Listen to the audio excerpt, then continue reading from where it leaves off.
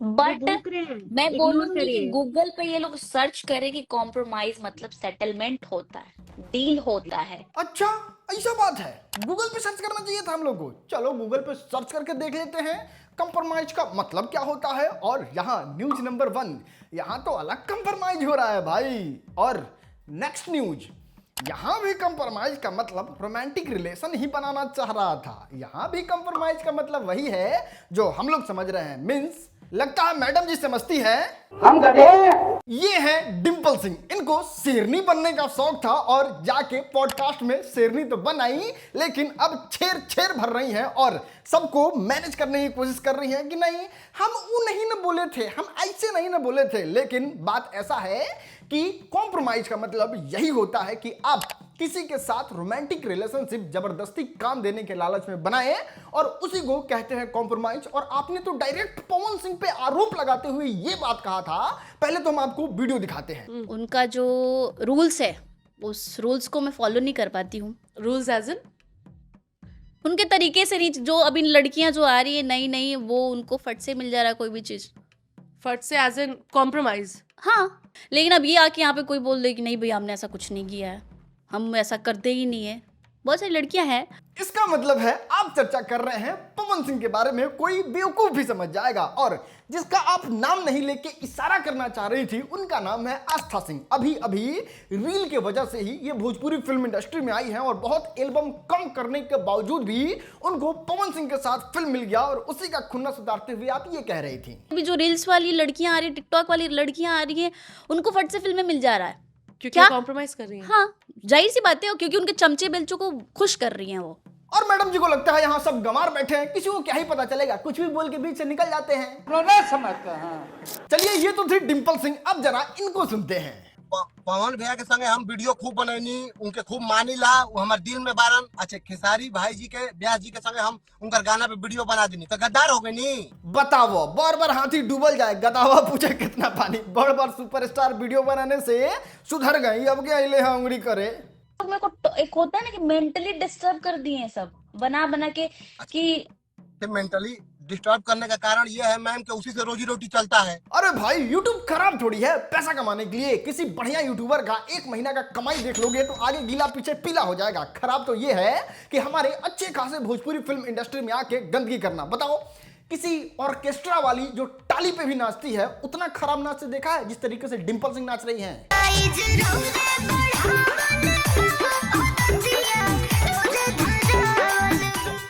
बताइए, ऐसे ऐसे लोगों को चाहते हैं हम नचनिया ना बोले, क्या बोले फिर? विश्व प्रसिद्ध नृत्यिका डिंपल सिंह बुलवा दे, या फिर आईएएस बुलवा दे, या फिर डॉक्टर बुलवा दे, या फिर भारत रत्न दिलवा दे इस वाले डांस के लिए।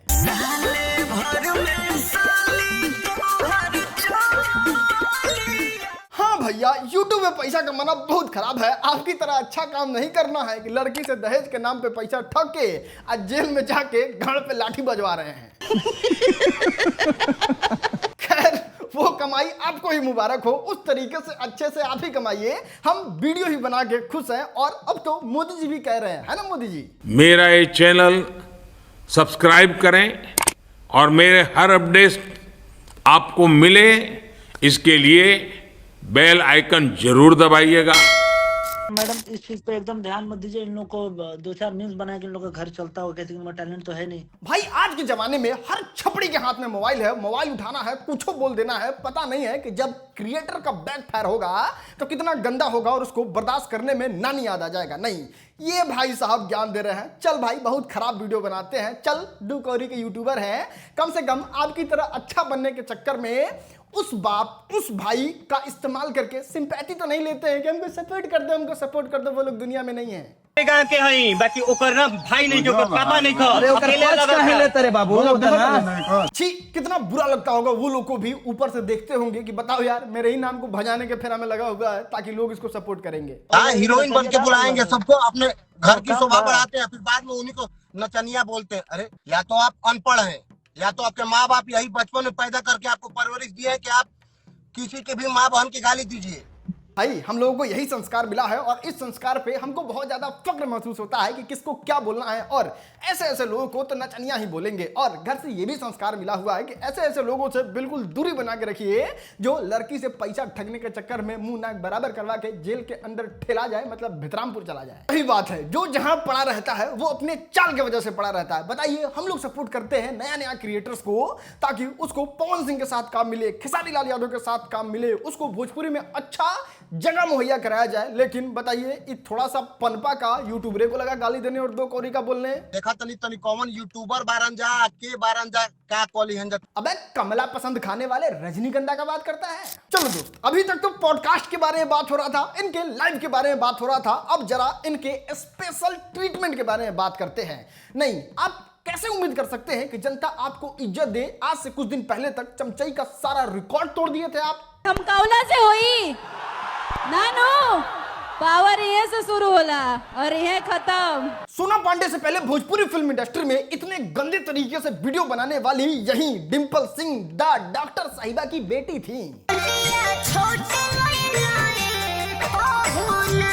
चलो ठीक है, मानते हैं वो गाना का बात था और आपने गाने में अश्लीलता दिखा दिया। भोजपुरी फिल्म इंडस्ट्री में आपको कोई मैनिपुलेट कर दिया होगा और प्यार में आपको भी समझ में नहीं होगा, चलिए मानते हैं। लेकिन भोजपुरी में तो आप नया नया आई थी और कुछ इस तरीके से डांस कर रही थी और आपने सीधा इल्जाम लगा दिया खेसारी लाल यादव पे कि खेसारी ने कहा था हमको टी शर्ट मोड़ के ऊपर कर लेने के लिए ताकि गाना वायरल होगा और खेसारी म्यूजिक वर्ल्ड भी उसी वजह से हिट हुआ। लेकिन किसी अंधे इंसान को भी ये वीडियो दिखाओ, कहीं से लग रहा है कि इसको मोड़ के ऊपर किया जाने की जरूरत है? नहीं, ये घर ही से इसी तरीके का कपड़ा ही पहन के आई हैं। खैर, इनके कपड़ा पे हम कोई टिक्का टिप्पणी नहीं कर रहे हैं। ये जब कहीं थी कि खेसारी हमसे ऊपर करवा दिए कपड़ा, उस बात का ये जवाब है कि आप इस कपड़ा को देखिए और बताइए कि इसको ऊपर करवाया जाएगा तो ये कितना ऊपर चला जाएगा और क्या क्या दिखेगा, इनको अंदाजा भी है? ये लोडा बताइए, भोजपुरी फिल्म इंडस्ट्री में इनको भी इज्जत चाहिए जो चलते रोड पे सनरूफ से निकल के पता नहीं क्या क्या कर लेते थे। शर्म आया है? बताइए यार,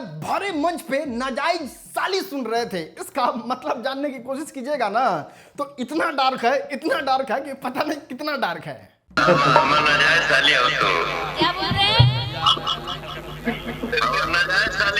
चुप रहिए। बताइए, 100 चूहा खा के बिल्ली शेरनी बनने चली। अरे शेरनी ही मानना होगा तो हम भोजपुरी फिल्म इंडस्ट्री में मानेंगे अक्षरा सिंह को, जो आज अल्लू अर्जुन के साथ मंच शेयर करेगी। अरे शेरनी तो रानी चैटर्जी को कहा जाएगा, जो अपने टैलेंट की वजह से पूरे भोजपुरी फिल्म इंडस्ट्री में अकेला सरवाइव कर रही हैं और अकेले कैसे फिल्म बनाना है वो पूरे भोजपुरी के लोगों को सिखा दी। आखिर अब केहू आके शेरनी बनने लगी, गाना बजाओ यार।